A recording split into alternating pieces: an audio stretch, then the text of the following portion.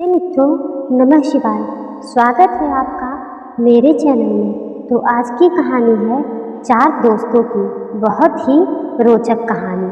तो आइए चलते हैं, कहानी सुनते हैं। ये कहानी चार पक्के दोस्तों के बारे में है। ये चार दोस्त एक साथ ही पढ़ाई करते थे और एक ही हॉस्टल में रहते थे। इन चारों का दिमाग तो बहुत तेज था, लेकिन वे अपने किसी काम को भी निरंतरता से नहीं करते थे। ये चारों किसी भी काम को पूरा आखिरी समय पर ही करते थे। पढ़ाई भी ये चारों परीक्षा के एक दिन पहले ही करते थे।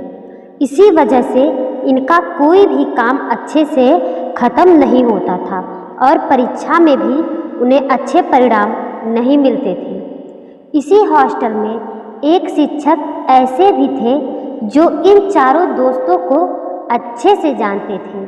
शिक्षक जब जब इन्हें पढ़ाने आते थे, तब वे अपने साथ एक तांबे का लोटा रखते थे, जिसमें वो पानी पिया करते थे। इस शिक्षक को एक आदत थी कि वो अपने तांबे का लोटा हर रोज मांजते थे। इसी वजह से उनका तांबे का लोटा हमेशा चमकता रहता था। एक दिन जब ये शिक्षक हर रोज की तरह अपना तांबे का लोटा मांज रहे थे, तब इन चारों दोस्तों ने शिक्षक को देखा और उनके पास जाकर उनसे पूछा कि गुरुजी, आप यह लोटा हर रोज क्यों मांजते हो? इसे हफ्ते में या महीने में भी एक बार मांज सकते हो तो क्या फर्क पड़ने वाला है? पहले तो शिक्षक ने इन चारों की बातों पे ध्यान नहीं दिया, फिर इनकी बातें ध्यान से सुनी और फिर कहा, तुम चारों शायद सही कह रहे हो। मुझे यह तांबे का लोटा हर रोज नहीं मांजना चाहिए। मुझे हफ्ते में सिर्फ इसे एक बार ही मांजना चाहिए। तो आगे से मैं यही करूँगा कि इसे हफ्ते में सिर्फ एक बार ही मांजूँगा। फिर शिक्षक ने कहा, अच्छा सुनो, क्या तुम मेरे लिए एक काम कर सकते हो? चारों ने कहा, हाँ बिल्कुल। तुम इसे हफ्ते में एक बार मांज दोगे? चारों ने खुशी खुशी इस काम के लिए हाँ कर दिया। एक हफ्ते के बाद शिक्षक ने अपना तांबे का लोटा इन चारों दोस्तों को मांजने के लिए दिया। तांबे के लोटे को देखकर साफ साफ पता चल रहा था कि उसमें अब वह चमक नहीं थी जो कि पहले थी।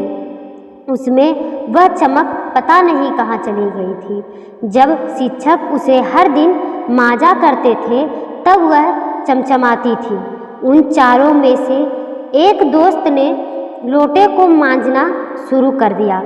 बहुत देर तक मांजने के बाद भी उसमें वह चमक नहीं आई जो उसमें पहले थी।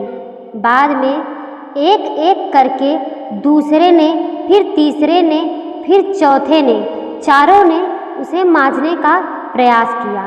तब जाकर वह लोटा कहीं चमका। शिक्षक को लोटा वापस करते समय चारों दोस्तों ने यह माना कि इसे हर दिन मांजने में ही समझदारी है।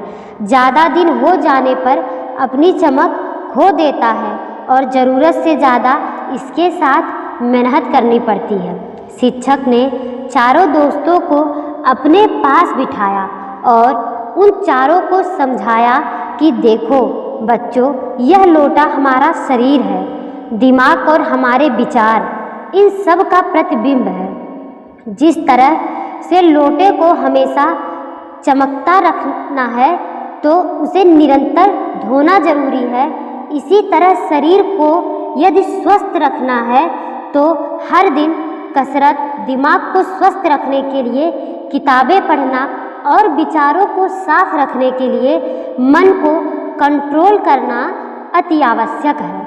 उन चारों दोस्तों को अपने शिक्षक की यह बात बहुत अच्छे तरह से समझ में आ गई। उन चारों ने अपने सभी काम को नियमित और समय पर करना शुरू कर दिया। फिर वो चारों कभी भी किसी काम में या फिर परीक्षा में असफल नहीं हुए। जिस तरह बूंद बूंद से घड़ा भरता है, उसी तरह हर दिन निरंतर कोई काम करने से हम उसमें माहिर हो जाते हैं और फिर हमें उस काम में कोई भी नहीं हरा सकता है। आज की कहानी यहीं तक थी।